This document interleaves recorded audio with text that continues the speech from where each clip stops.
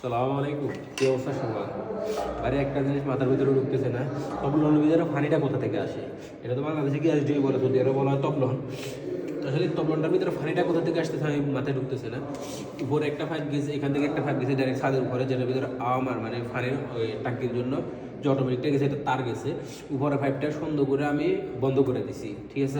আগে একবার এরকম পানি হয়েছিল, বন্ধ করে দিছি। বন্ধ করে সব ক্লিন করে মিয়ে করে 5-6 দিন আগে চলে গেছিলাম, কারণ 5-6 দিন আগে বৃষ্টি হয়েছিল, ভাবছিলাম যে সেই জন্য পানি ঢুকতে পারে, ঠিক আছে। তো এখন তো বৃষ্টিও হয় নাই, উপরে সব কিছু মিয়া ঠিক আছে। এর হলো যে আখের ফ্লোর, মানে লাস্ট ফ্লোরে। এখন আজকে আবার কারেন্ট বন্ধ হয়ে গেছে, কল দিচ্ছে, এখন আসছি। আসার পরে দেখি যে তখন ভিতরে পানি, শুধু তখন এটার ভিতরে যে পানি, এই যে দেখেন পানিগুলো দেখা গেল আপনাদেরকে। এই যে দেখেন, এই যে লোহাটা আছে, লোহাটার ভিতরে পানি, এই যে দেখেন তার দেখতেছেন, তার এগুলোর ভিতরে পানি। এবার পানিটা কোথা থেকে আসছে আমার মাথায় ঢুকতেছে না রে ভাই। উপরে যে হোজগুলো আছে সবগুলা শুকনা, এইখানেও একটা হোজের ভিতর থেকে মনে করছে কোনো পানি আসতেছে না। এই যে শুধু সেটা না ভাই, এখন এই যে দেখেন আপনার এখানে উপরে কোনো পানি আছে, এই দেখেন এখানে কিন্তু ভিজে আছে। আর এই যে দেখেন এটার ভিতরে পুরোটা পানি, এটার ভিতরে পুরোটা পানি, তবে এটা কিন্তু শুকনা, এটার ভিতরে কিন্তু কোনো পানি নেই, যে হালকা হালকা পানি আছে। এখন আমার মাথায় এই জিনিসটা ঢুকে না ভাই, যখন উপর থেকে পানি আসে না, ভিতরে পানিটা কোথা থেকে আসে? এখন যখন এখানে যারা কাজ করে তাদেরকে জিজ্ঞাসা করছি, তারা বলে যে আমরা এখানে পানি কেন মারবো, আমরা পানি টানি মারিনি। তো পানিটা আসে কোথা থেকে? সেকেন্ড ফ্লোরে দেখছি, যদি ছাদে কোনো সমস্যা হতো তাহলে আগে সেকেন্ড ফ্লোরে আসতো পানি। তো সেকেন্ড ফ্লোরেও কোনো পানি নেই, ঠিক আছে।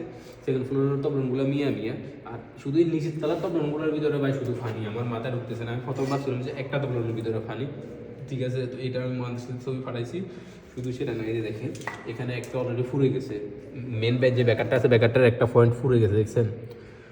মানে কি বলবো, এটার কারণে বারবার টিপ করতেছে, কিছুক্ষণ চলে, মনে করছে 1-2 ঘন্টা চলে, চলার পর অটোমেটিক বন্ধ হয়ে যায়, এটা টিপ হয়ে যায়। তা আবার মনে করেন যে এটা আমাদের কল দিলে আসলে আবার উঠাই দেওয়া লাগে। আমার মাথায় এখানে যে এসে ধরতেছে পানিটা কোথা থেকে আসে, আপনারা একটু কমেন্ট করে জানান আসলে পানিটা কোথা থেকে আসে, বাইরে থেকে মারেন নাকি কোথা থেকে আসে ভাই, আমার জানি না। আমার সাথে আরেকজনে বলে যে ভাই মনে হয় ওভারহিট হওয়ার কারণে এখানে পানি আসে। বা ওভারহিট হওয়ার কারণে পানিটা কোথা থেকে আসবে? ওভারহিট হওয়ার কারণে হয়তো বা কেবল গরম হয়ে যাবে, কিংবা বেকার ফুরে যাবে, এরকমটা আমি জানি।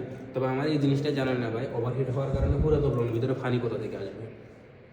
এখন আপনারা বেশি করে ভিডিওটা শেয়ার করে দিবেন, আর যারা জানেন তারা একটু কমেন্ট করে জানাবেন। এটার ভিতরে এখন দেখতেছি পানি, এটার ভিতরেও পানি। আমি এটা খুলছি, খোলার পরে দেখি পানি, এটা আবার ভালো করে মুছিয়া করে এখন আবার বন্ধ করে দিচ্ছি ভাই।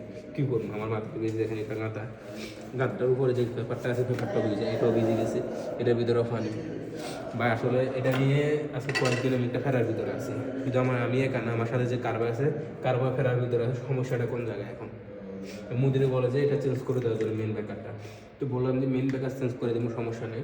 তো আরেকবার যদি পানি আসলে সেম হবে, সেমভাবে ফুরে যাবে, ইস ফায়দা কোনো লাভ আছে? কোনো জায়গায় আগে ফানির হালটা কর, তারপরে যে এটা চেঞ্জ করবো, এটা চেঞ্জ করা কোনো ব্যাপার না।